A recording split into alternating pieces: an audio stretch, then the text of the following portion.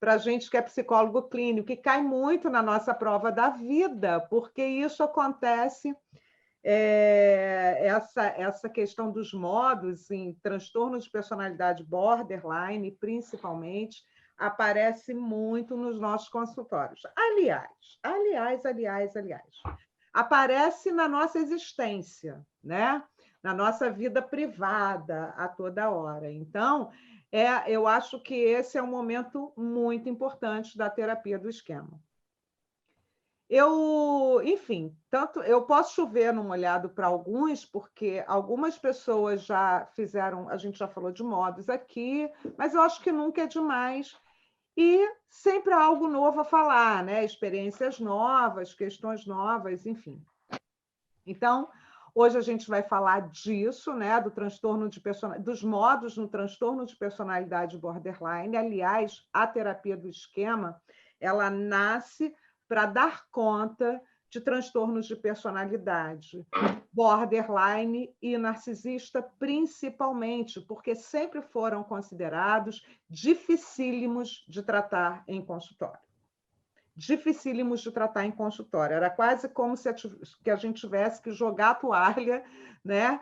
Mas a terapia do esquema, ela lança essa luz para a gente poder atuar técnica e cientificamente com os nossos pacientes para ajudá-los a sair da lama subjetiva onde eles estão ali, né, inseridos. Então, assim, o Jung, ele diz uma coisa lá naquele livro, né, que é a nossa pauta, né? Ele começa a dizer assim: não é a presença de esquemas que diferencia os pacientes caracterológicos. O que são pacientes caracterológicos? São pacientes com transtornos de personalidade, que vêm trazendo esse transtorno como um traço da sua persona. Não esqueçam disso. Sempre que vocês ouvirem falar em pacientes caracterológicos, são pacientes assim, que não têm um sintoma separado do que eles são. Não é o deprimido que tem, ele é uma pessoa tal, e tem depressão. Ou um ansioso, né? Que é uma pessoa lá, com a pessoalidade dele, e tem lá a transtorno de ansiedade generalizada, por exemplo, o transtorno de pânico. O paciente caracterológico, ele traz o sintoma na sua existência pessoal, na sua pessoalidade. Por isso que é caracterológico, tá bem? Então, ele diz o seguinte: não é a presença de esquemas que diferencia os pacientes caracterológicos dos pacientes saudáveis, e sim os estilos de enfrentamento extremos empregados para lidar com esses esquemas. E os modos, prestem atenção, e os modos cristalizados a partir desses estilos de enfrentamento. Ou seja, a criança se comportou de determinada forma lá, enfrentou a adversidade de determinada forma lá na sua infância e cronificou esse estilo de enfrentamento. Cronificou, trazendo para a sua vida adulta esse modo de lidar com as suas questões. Tá legal? Isso está na página 265. Isso está nesse livro do Jung, Adriana? Página 265, tá? Então, isso é importante de entender, né? E por que o Jung começou a falar de conceito de modos, começou a pesquisar modos? Porque ele percebeu dois problemas em relação aos esquemas com esses pacientes. Primeiro, os pacientes com transtorno de personalidade borderline. Primeiro, os pacientes têm quase todos os esquemas, quase todos os 18 esquemas. Principalmente o esquema de abandono, desconfiança e abuso, privação emocional, defectividade, autocontrole e autodisciplina insuficientes, subjugação e postura punitiva. Principalmente esses. Mas eles apresentam os 18. Então, trabalhar com esquemas somente não pareceu muito eficaz. Então, ele desenvolveu o conceito de modos. já disse para vocês que é impossível trabalhar modos sem trabalhar esquemas. E que o conceito de modos é um aprofundar da teoria e da técnica, tá? É esse aprofundamento da teoria e da técnica. Então, um outro problema que o Jung percebeu foi a tendência do paciente cambiar muito rapidamente de uma forma a outra em termos de afeto. Então, essas duas questões levaram Jung a montar, a conceber essa extrema... É uma sacada, gente. Esse cara é um gênio, a gente tem um gênio vivo em termos de psicologia. Ele é um gênio. Ele tem uma sacada, ele tem uma amplitude de olhar muito grande. Ele cessou o secar gelo nas linhas teóricas. Eu estava falando com uma paciente minha, que é psicóloga, e ela estava dizendo assim: ai, Adriana, aí ela está fazendo o curso de esquema, né? Mas eu estou identificando tanto esquema com sistêmico. Eu falei, mas não é uma coisa ou outra. Compreender esquema é compreender sistema. Não é excludente, e esse é o grande barato. Não é excludente, não é uma coisa ou outra, você estuda esquema, ou estuda psicanálise, ou estuda esquema, ou estuda gestalt. E aí eu volto a dizer, esse grande barato democrático que é a terapia do esquema. Esse grande barato democrático, né? E quando as pessoas dizem assim, a terapia do esquema é um braço da TCC, e eu volto a dizer, para mim ela tem muito mais a ver com a psicanálise em amplo aspecto do que propriamente com a TCC. Ela utiliza técnicas da TCC, né? Mas tem muito mais a ver, seus conceitos estão muito mais ancorados numa compreensão psicanalítica e numa compreensão de neurociência do que propriamente qualquer outra coisa, tá? Então, vamos lá. Voltando a falar, qual é a diferença, né, entre esquema e modo?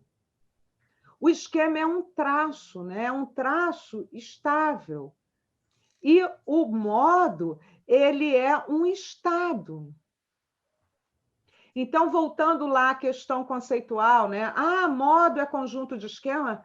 Não necessariamente. O modo ele é ativado a partir de uma ativação de alguns esquemas. Pronto. E isso tem que ficar claro, tá? Isso tem que ficar claro. Volto a dizer dessa confusão conceitual aí, né? Não é conjunto de esquema. É quando alguns esquemas são ativados e aí pintam um modo.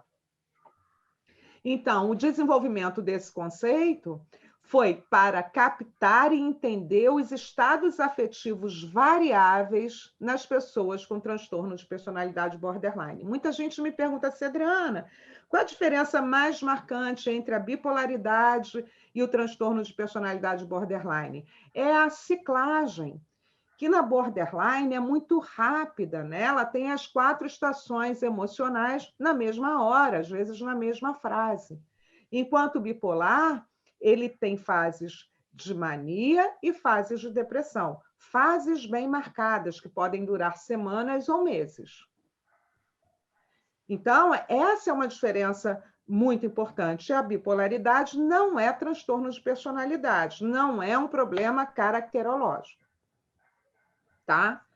Então, são diferenças marcantes e fundamentais, e as pessoas muitas vezes confundem. A bipolaridade está muito mais ligada à questão já foi chamada, inclusive, de psicose maníaca depressiva. Então, ela está muito mais ligada à questão da psicose do que propriamente ao transtorno de personalidade. Tá bem? E quais são os modos dos pacientes com transtorno de personalidade borderline? Quais são os modos mais comuns? Criança abandonada, criança zangada e impulsiva, pai e mãe punitivo, né? Ou pai ou mãe, pai e mãe / punitivo, protetor desligado e quiçá, em algum momento, o adulto saudável, tá? Então, a gente vai falar desses modos que são comuns no transtorno de personalidade borderline. É tão engraçado, o Jung, ele fala uma coisa muito importante, eu pratico muito isso no consultório. Você, junto com seu paciente, pode nominar o modo da tua paciente. Eu, por exemplo, tinha uma border que ela lembra de uma cena que ela foi privada emocionalmente, se sentiu abandonada. Por quê? Quando ela tinha 7 anos de idade, descobriram na irmã, 1 ano mais velha, um câncer no cérebro. Então, todo o olhar da família foi para essa menina, por óbvio, né? Ela morava em Minas e o tratamento era em São Paulo. Então, o que acontecia? Ela ficava em casa, na casa de parentes, enquanto o pai e a mãe iam cuidar da irmã em São Paulo. E ela lembra, então, de uma cena que ela estava sozinha no balanço, né? Se balançando e pensando na vida, e o quanto ela estava se sentindo desamparada. Vocês estão atentos? E aí eu dizia para ela: olha, você está no seu modo Maria do Balanço, entendeu? Maria do Balanço era aquele modo de desamparo absoluto. E quando a gente batizou esse modo Maria do Balanço com ela começou a entender. Porque, de repente, porque quando ela começou o tratamento, ela não sabia a dor. Por que, de repente, não mais que de repente, vinha aquela dor profunda, um imenso desamparo. Não precisava acontecer nada na vida dela, mas repentinamente batia um imenso desamparo e era a Maria do Balanço que baixava nela. Parece até uma entidade, né? Uma entidade Maria do Balanço. É Maria... A entidade Maria do Balanço baixava nela. Então, essa intimidade, a gente tem essa autorização, depois de uma boa relação terapêutica, a gente pode construir e batizar o nome dos modos dos nossos pacientes. Eles vão entender isso com muito maior facilidade, sabe? E é um barato. A pessoa sabe, essa intimidade terapêutica, a pessoa sabe, você sabe e o teu paciente sabe do que você está falando. Só vocês dois sabem, né? Do que você está falando. E isso é legal, isso é construído na relação terapêutica. Mas, enfim. Então, então, falei desses modos que são comuns no transtorno de personalidade borderline, e é importante notar que um modo ele pode acordar outro modo.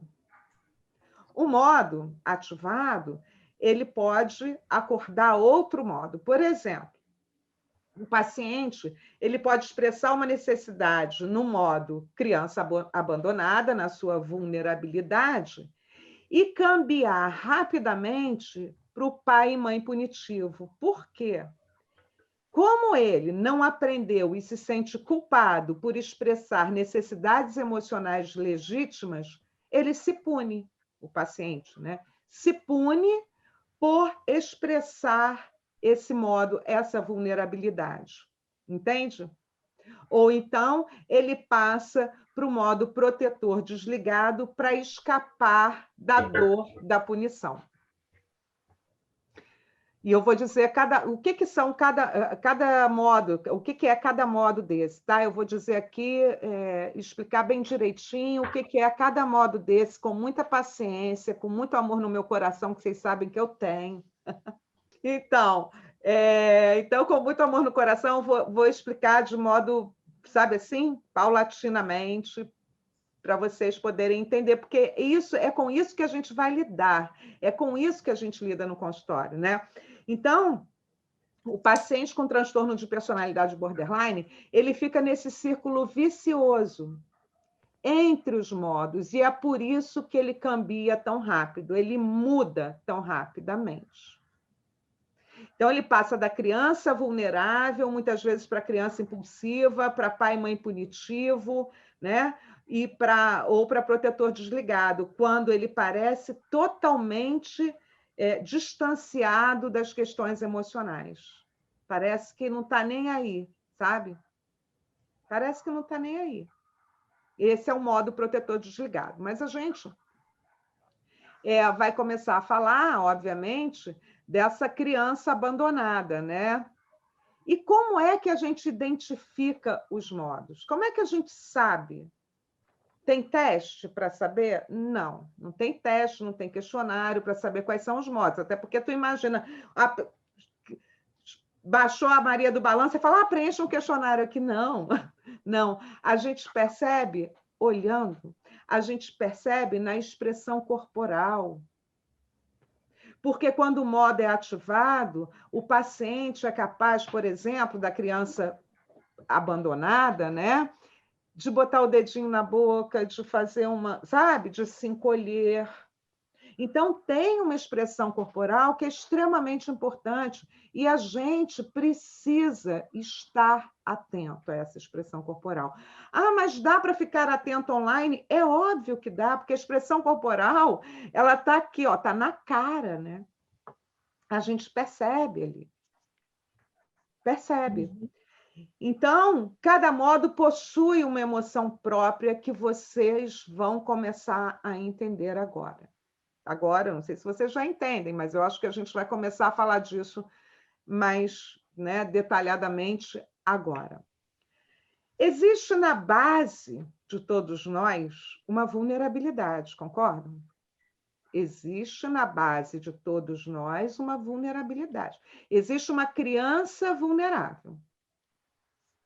Porque a gente nasce assim, a gente nasce maturo. O nosso sistema nervoso central, como eu disse da outra vez, ele só vai amadurecer, nosso cérebro só amadurece completamente depois dos 20. Nosso sistema nervoso central, ele é absolutamente incompetente, a gente não consegue nem ficar em pé, a gente fica deitado, depois coloca no colo, alguém ajuda a andar, tem que ter gente para... Então, a gente nasce vulnerável.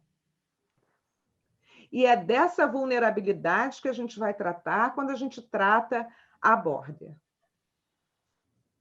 Tá? Então, esse modo nós vamos começar a falar da vulnerabilidade da criança abandonada. Como é que é? Olha, é uma criança que mora dentro da gente que está em sofrimento. A criança está em sofrimento. Porque ela olha para fora e não vê ninguém capaz de dar um afeto adequado, de qualidade para ela. E aí, nesse momento da criança abandonada, é um pedaço da paciente que sente dor e medo. E aí, associados, essa dor e medo estão associadas ao esquema de abandono, de abuso, de privação, de defectividade e de subjugação. Existe um medo, e esse medo é irracional. Lembram que eu disse que o medo, a ansiedade é medo diluído? Então, essas pessoas são ansiosas e deprimidas ao mesmo tempo. Entendem como a depressão e a ansiedade são sintomas de algo muito maior, que é o desamparo fundamental? E a gente só consegue tratar essa depressão e essa ansiedade entendendo essa vulnerabilidade, essa criança abandonada. Entende? E a emoção? Qual é a emoção desse modo, né? Quais são as emoções aqui bem marcadas nesse modo? Olha, é a emoção de uma criança perdida, triste, assustada, indefesa, que vão expressar as emoções por meio de ações e não palavras. Por meio de ações. Por quê, gente? Por quê? Porque elas pararam de crescer num período pré-verbal. Segundo Jung, antes dos 3 anos de idade. Escutem isso. Escutem isso. Lembram que quando eu falei sobre trauma, eu disse para vocês que o hipocampo ele não armazena muitas memórias cognitivas de antes dos 3 anos de idade, porque ele está muito ocupado em apreensão de outros aprendizados. Então, o sistema límbico está a toda prova, mas o cognitivo não.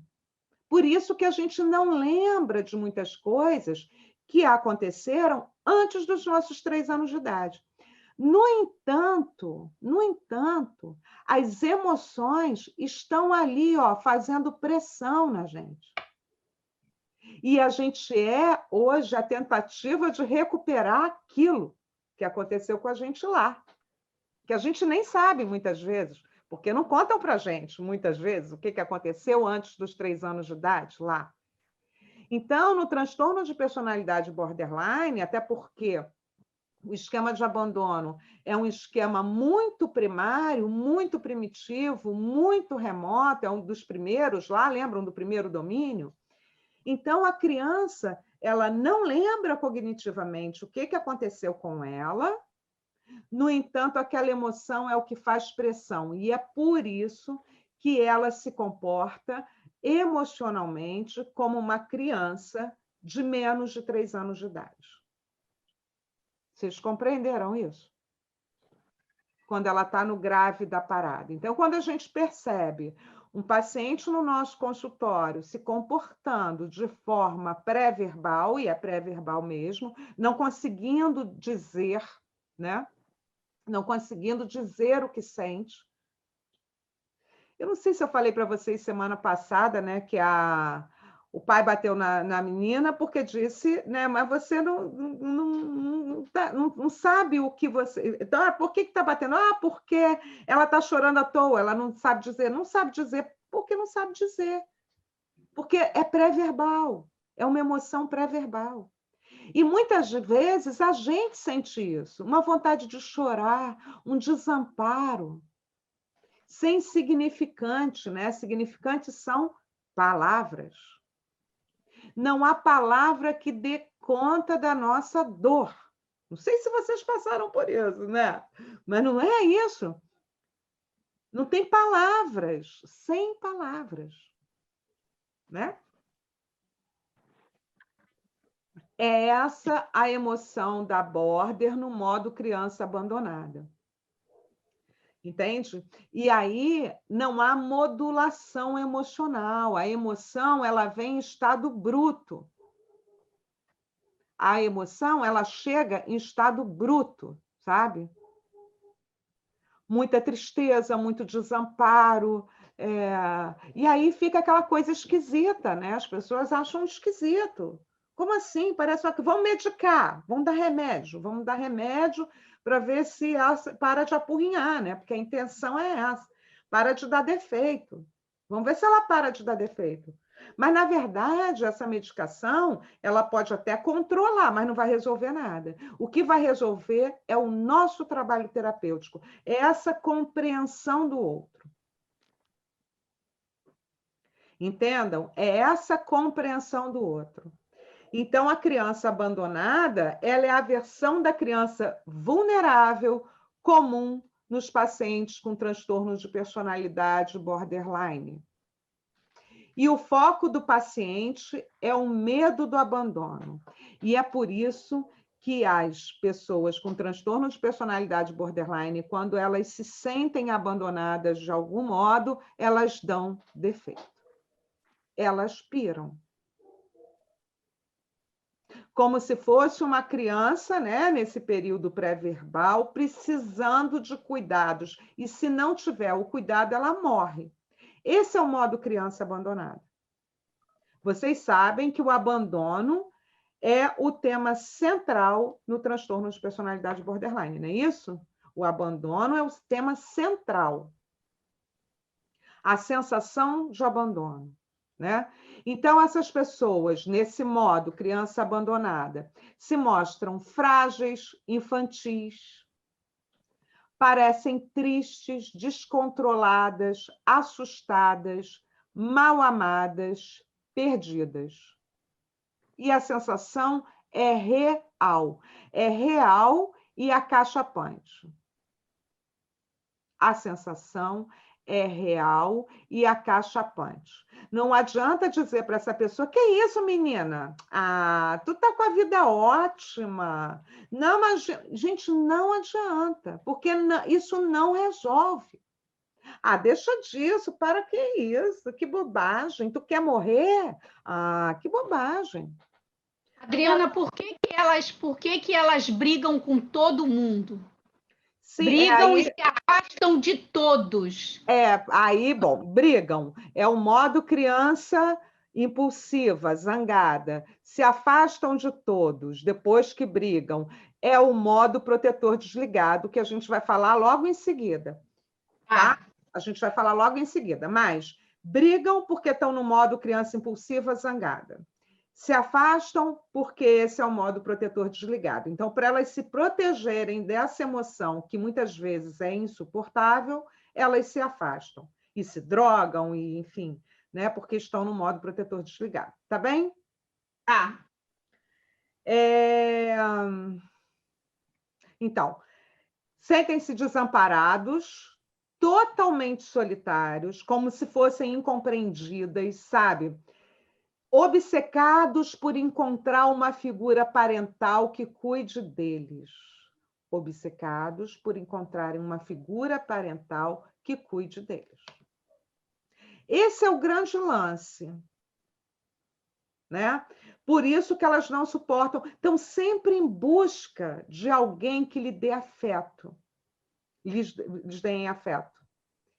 É uma batalha espiritual, por isso está sempre se envolvendo com homens e muitas vezes homens ou mulheres, né, mais poderosos que possam dar essa proteção, mas aí provavelmente encontram narcisistas que fazem, né, ainda uma cumplicidade sintomática tenebrosa, enfim, então é uma maluquice só. Ou quando não são parceiros amorosos, romanticamente amorosos, buscam em figuras parentais que também não resolvem. Enfim, é uma batalha, mas essas pessoas estão sempre buscando alguém que cuide delas. Ainda mais, idealizam esses cuidadores, sabe? Idealizam que eles devem ser carinhosos e aí fantasiam um certo resgate, ele vai me tirar dessa, ou ela, né? E vai ser tudo lindo. Então, tem essa coisa da fantasia, né? Eles fantasiam muito. E realizam esforços desesperados para impedir o abandono, que muitas vezes assume proporções delirantes. Tá? Por isso que são tão ciumentas. Essas pessoas são extremamente ciumentas, porque qualquer coisa pode tirar aquele cuidador que para ela é maravilhoso, né? Isso é muito comum, porque tem delírios, né? Ai, você vai me abandonar, porque você delírios. E isso é muito grave, porque não consegue, então, manter-se em relações maduras. Se parecem crianças pequenas, inocentes e dependentes. Não cresceram. Pararam de crescer quando faltou o amor. Né? Aquele amor adequado, como diria o Winnicott. Aquele amor suficientemente bom. Né? O amor suficientemente bom, o amor da atenção de qualidade, da empatia, do cuidado, enfim. Tá? E como é esse estilo cognitivo dessa criança abandonada, desse modo criança abandonada? Dependendo da vulnerabilidade do paciente, ele funciona, como eu disse para vocês, como uma criança de 3 anos de idade. Os mais saudáveis funcionam como criança de 4 ou mais. Os mais graves, como criança de 3. E vivem, né, num eterno presente, sem conceito claro de passado e nem de futuro. E aí, e isso vai aumentando a sensação de urgência. E quando se percebem, é rápido, tem que ser logo, aí dá a impulsividade lá, né? Dá a criança impulsiva. Tem que ser para ontem, tem que ser agora, não consegue esperar, igualzinho a criança. Não consegue esperar, não entende a questão do tempo, né? Então, tudo é rápido. Além do mais, generalizam muito. Generalizam tudo. Se está ruim agora, vai ser ruim para sempre. Se eu for abandonada por essa pessoa, nunca mais eu vou encontrar ninguém para me amar novamente. Então, há essa generalização. Olha como é duro, gente. A pessoa border não é border porque quer. Eu vou escolher ser border. Não, é uma construção, né? É uma construção. Isso vem sendo construído desde a infância dela.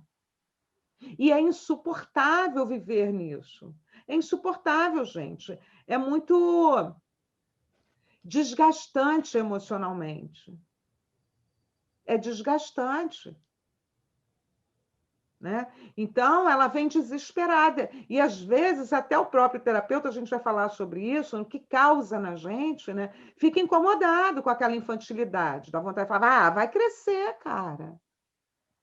Eu tenho uma que ela briga com todo mundo, mas ela brigava com todo mundo no trabalho, ela briga com a família, ela briga com os vizinhos, ela briga com todo mundo.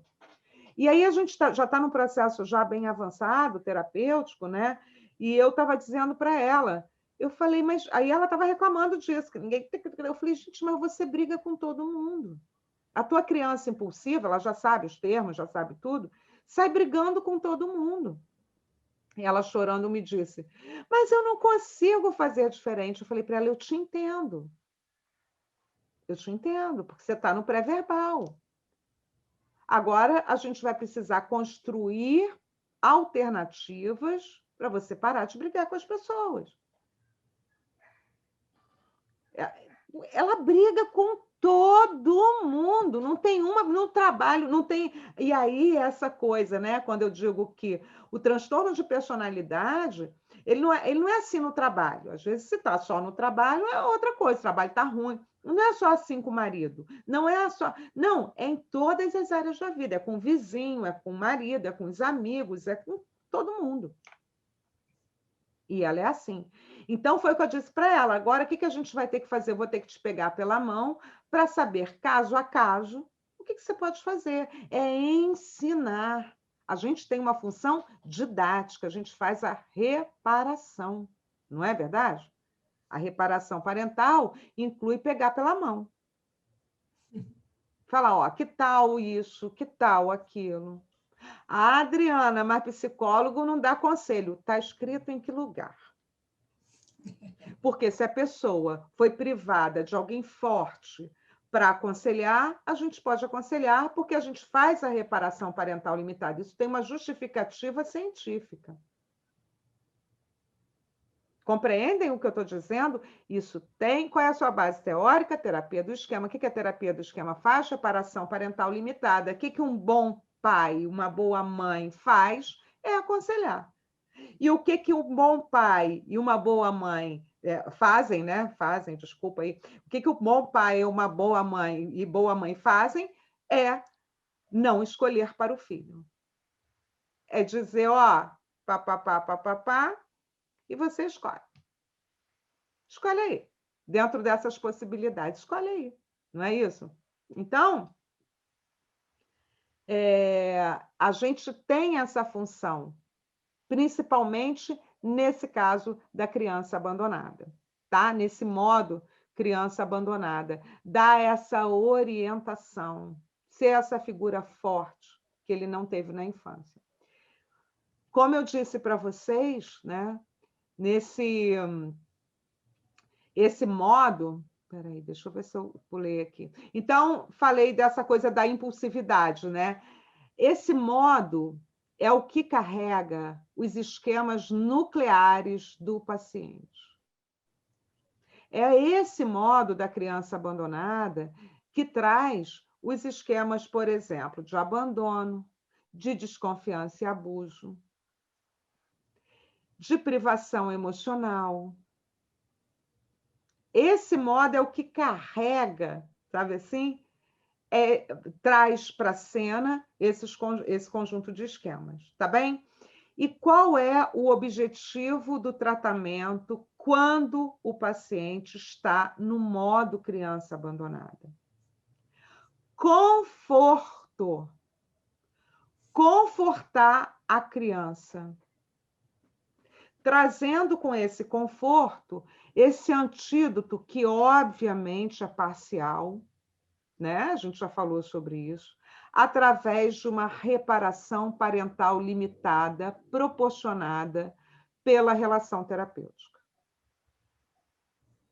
Tá?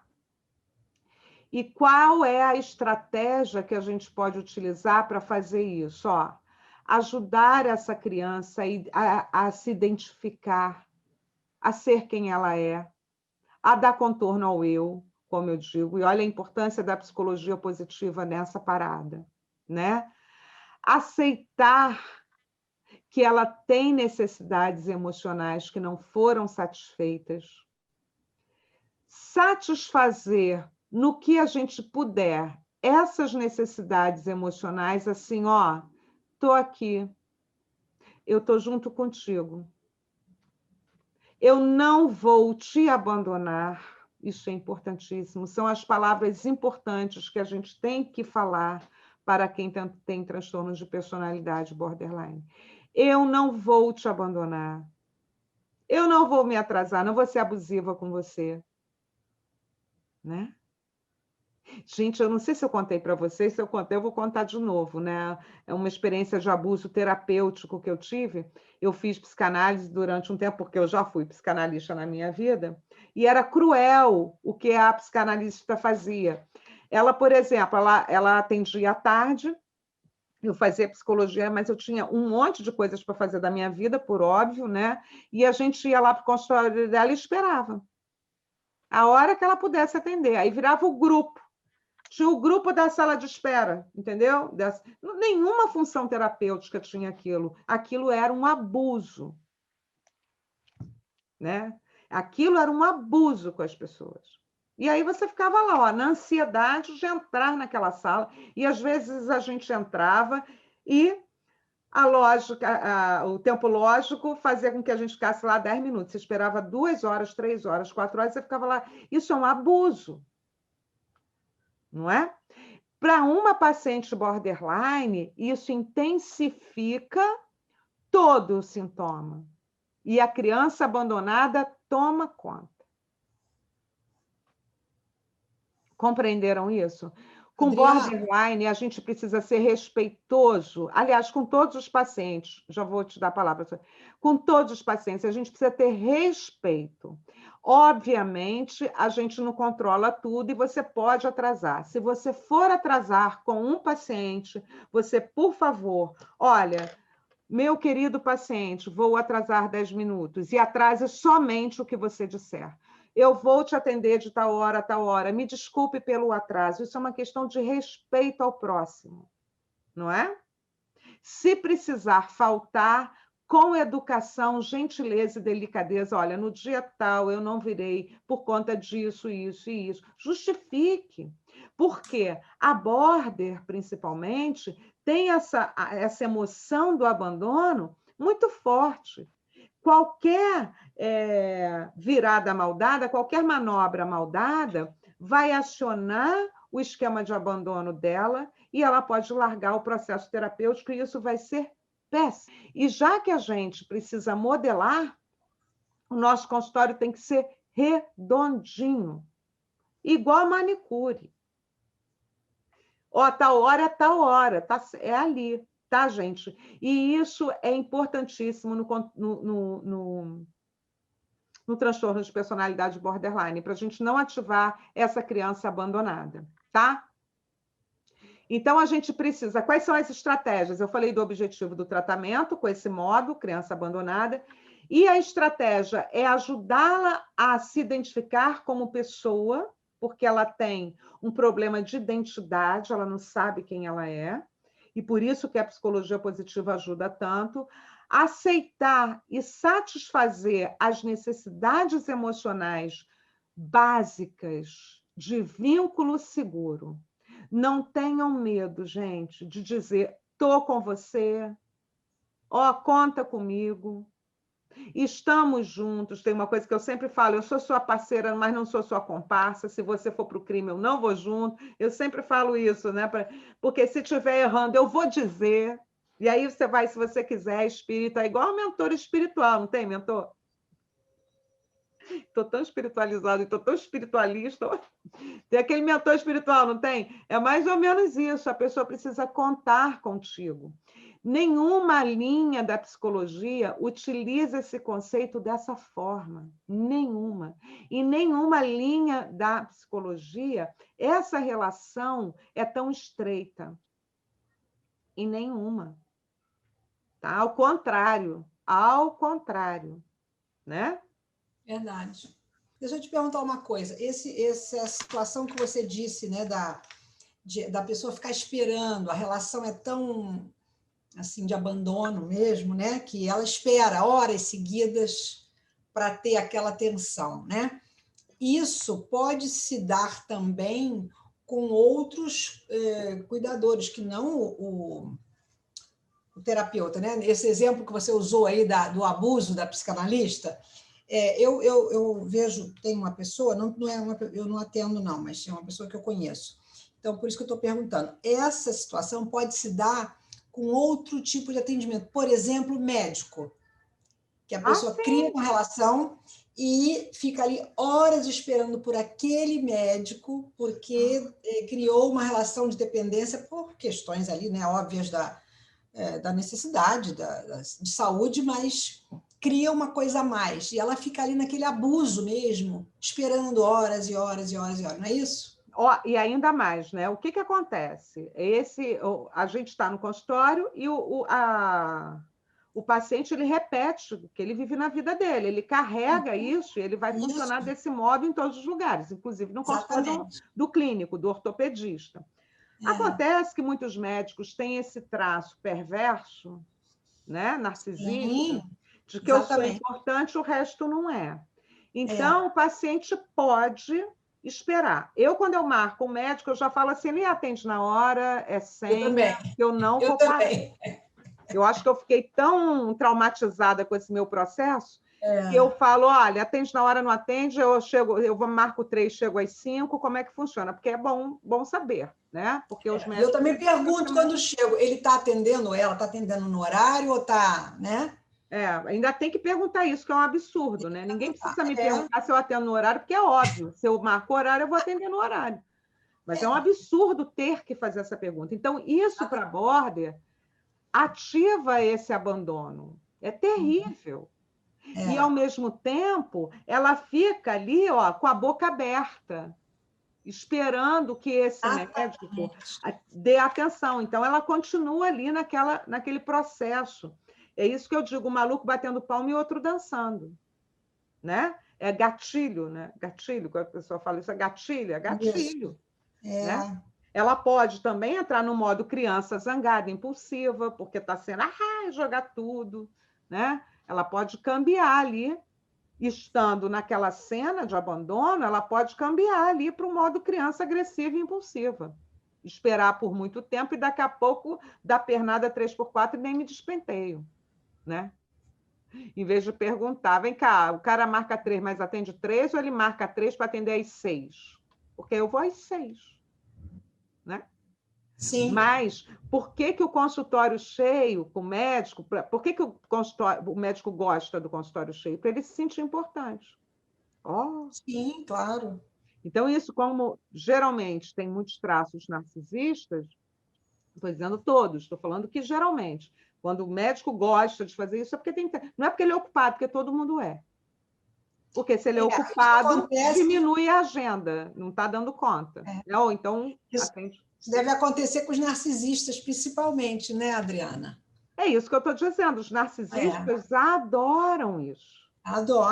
Adoram esse barato. E a border fica lá, igual um passarinho de boca aberta, no modo criança abandonada, precisando de amor. Sabe? Isso reforça esse esquema de abandono nela. Reforça, tá? Isso mesmo, ok. Obrigada. Nada, meu amor.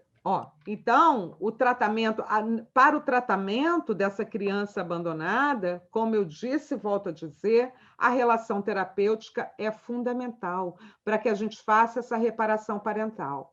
E quais são os tipos de trabalhos que a gente pode fazer? Né? Primeiro, um trabalho vivencial, que eu não atuo muito, tá? Mas que é muito comum em terapia do esquema, que é o próprio terapeuta se inserir no processo de imaginação, de imagens mentais, se inserir numa cena de abuso, por exemplo, e defender aquela criança. Ou, o que eu gosto mais, adoro encenar. Adoro. Às vezes eu falo assim, então eu sou a Cláudia, então eu vou falar. Aí eu repito, né, o que a Cláudia falaria, por exemplo. O que você me diria? Eu adoro fazer isso, trocar de papéis, sabe assim? Trocar de papéis. Então, eu sou Ricarda. E, enfim, então isso também funciona. Mas nesse trabalho vivencial, eu contei para vocês lá do curso do Young, não contei? Como é que ele fez um trabalho vivencial de reparentalização? Que foi pedir para o cara imaginar, e aí ele imaginou a queimadura na perna da moto. Eu contei, não contei? Contei, Ricardo? Contei, né? Aqui. Foi aqui, não foi que eu contei? Foi na outra? Então, deixa eu contar aqui. Um trabalho vivencial. Uma técnica vivencial que o Young, lá no congresso em Gramado, ele mostrou, né? Ele fazendo, atuando ali. O menino é a border, e ele tinha uma cena que era muito chocante para ele, que a mãe, ele era um menino com uns 6, 7 anos de idade, a mãe tinha um namorado que tinha uma moto e ele encosta a perninha na moto e queima, naquele cano de descarga da moto, aí, Cláudia, na moto, queima a perninha ali. E aí ele diz, e o que a sua mãe faz? E o cara de olho fechado contando a cena. Contando a cena. E o que sua mãe faz? Ele fala nada. Ela diz para mim que aquilo não é nada. Tu imagina, queimar a perna, quem já queimou sabe o que é aquilo, né? Queimar a perna no cano de descarga. E ela disse que não era nada, que eu ia sobreviver. Aí o Young, dentro desse momento dele pensando, imaginando, revivendo essa cena de olho fechado, ele fala, olha, encosta no cara, no ombro do cara, assim, ó. Olha, meu querido, realmente é muito difícil uma criança da sua idade queimar a perna. Você deve ter sentido muita dor, não deve ser mole, não, é muito difícil. Então, ele dá esse acolhimento, ele vai tentando fazer essa reparação parental limitada nessa cena que está na cabeça do sujeito. Tá bem? Isso é um trabalho vivencial, tá? Ou, em outros casos, né, tinha uma outra autora lá que estava, aí já foi em outro ano, aqui no Rio de Janeiro, no Congresso, uma coisa que eu não faço, né, que é a menina contando, lá também, de olhos fechados, contando que ela estava sonhando com uma cena da infância e que ela queria comer algodão doce, e a mãe disse para ela, sua gorda, imbecil, você não pode comer algodão doce, a moça contando. Aí a minha mãe chega e fala, sua gorda, imbecil, você não pode comer algodão doce que você está obesa. Aí a terapeuta fala, me dá licença para eu entrar nessa cena? E aí ela entra naquela cena e diz para a mãe, você não pode fazer isso com essa criança. Essa criança, tá. Entenderam? Isso é um trabalho vivencial, é você interferir na cena ali, como se fosse aquele momento, tá? De proteção, e aí você parte para proteger essa criança de algum modo. Eu não me sinto à vontade de trabalhar assim, né? Eu faço um trabalho muito mais cognitivo, né? De psicoeducação. A relação terapêutica, para mim, é muito fácil, eu tenho facilidade de trabalhar com o meu amor. Então, isso fica mais fácil, tá? Adriana, você pode dar um exemplo da sua encenação? Como assim? Que você disse que você gosta de encenar. De encenar, né? De falar assim. Por exemplo, já ia falar o nome da minha paciente. A minha paciente, ela disse para a filha dela, que foi dar um presente para ela do Dia das Mães, que aquele presente não valia nada, que aquele presente era um lixo. A filha dela tem 9 anos de idade. E ela repetiu uma cena, e aí eu precisei, na verdade, eu não estava resgatando essa criança propriamente, né? Mas eu precisei dizer para ela qual era a sensação que aquela filha poderia ter, né? E qual a sensação que ela reproduziu da infância dela. Entende isso? E aí eu me coloquei no lugar dela, dizendo para a filha que o presente que ela tinha me dado era um lixo. Saca? Isso. Então, ela pôde entender o absurdo que ela tinha feito com aquela criança. E o absurdo que ela mesma tinha passado na sua infância. Então, sabe coisas assim? Eu tenho essa facilidade dessa encenação, mas não daquela de fazer lá e tal. Então, você pode utilizar isso de diversas formas. Essa encenação, você fazer papel do paciente e pedir para ela, por exemplo, repetir coisas que ela te diz e pedir para ela ser a sua terapeuta. O que você me diria se você fosse minha terapeuta? Entende? O que você diria no seu modo adulto saudável para isso que eu acabei de te dizer? Porque a gente vai treinando assim um modo saudável do próprio paciente. Entende? Ela vai treinando esse lugar. Porque é mais fácil quando a gente diz para o outro, né? É mais fácil quando a gente verbaliza para o outro. Olha, eu tô com um caso que é uma pessoa que foi sequestrada há 30 dias, há 90 dias. E ela, transtorno de estresse, né? Pós-traumático. Então, ela foi sequestrada há 30 dias, há 90 dias, e estamos na terceira sessão, né? E ela passou muito mal no dia 30, agora quarta-feira, não é? Ontem foi dia 1º, e ontem ela também reencenou a cena no hospital, onde ela foi para o hospital toda machucada, fez uma série de exames, e no dia 30 ela reencenou a cena o momento do sequestro, 3 horas em poder dos sequestradores. Como é que a terapia do esquema, eu posso trabalhar a terapia do esquema com ela? Sem dúvida nenhuma, você pode trabalhar a terapia do esquema porque a terapia do esquema ela nasceu para tratar transtornos de personalidade, mas aí na prática a gente descobre que ela pode ser trabalhada com qualquer paciente. No caso dela, né? No caso dela especificamente, por conta de ser um transtorno de estresse pós-traumático, a coisa é bem contundente. Você não vai tratar esquema propriamente, a não ser que ela já tenha, né? Já venha trazendo questões em relação a abuso, e esse sequestro só veio reiterar essas questões. E aí você pode trabalhar o esquema de abuso.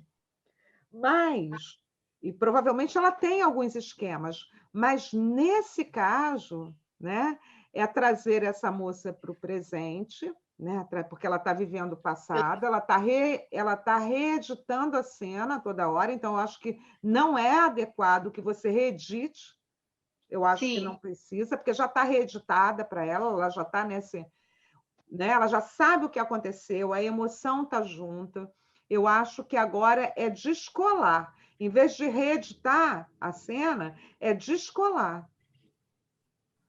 É dizer, é trabalhar no sentido de provavelmente não acontecerá de novo. Foi o quê? Um sequestro relâmpago que ela teve? No carro, foi no carro dela. Meu Deus. Ele levou, então, e hoje eu conversei, fiz muito a psicoeducação, ensinei a técnica do acalme-se, né? Quando ela for impactada, né, pelas memórias, para ela fazer aquela técnica do acalme Por isso que eu estou te falando, reeditar essa cena do sequestro não faz o menor sentido. Faz o menor sentido, Menor sentido. Né? Quando a gente fala dessa reedição da cena, é para reparar. É para fazer uma reparação parental. Nesse caso, não é de reparação parental que a gente está falando, né? Sim. A gente, na verdade, vai precisar dar uma desligada nisso, né? É Sim. desligar o afeto da cena, é trabalhar essa cena de outra forma. Não é reeditar a cena. Não é reeditar. Então, é isso. Quando eu fiz a pergunta, era mais no sentido de que se eu poderia usar a terapia do esquema para atendê-la. Se, aí a resposta é, né? Se ela está ancorada em alguns esquemas, se ela já traz alguns esquemas, sim, mas não propriamente para esse caso do transtorno de estresse pós-traumático. Entende? Porque não são esquemas aí, há uma realidade. Essa mulher, ela está apavorada porque ela viveu uma cena de violência. Então, o que ela precisa? De acolhimento, compreensão, né? Compreensão e desligar um pouco, achar, porque ela deve estar com muito medo. Sim. Né? Então, a estratégia de... Voltou a trabalhar, já melhorou, voltou a trabalhar, já está trabalhando.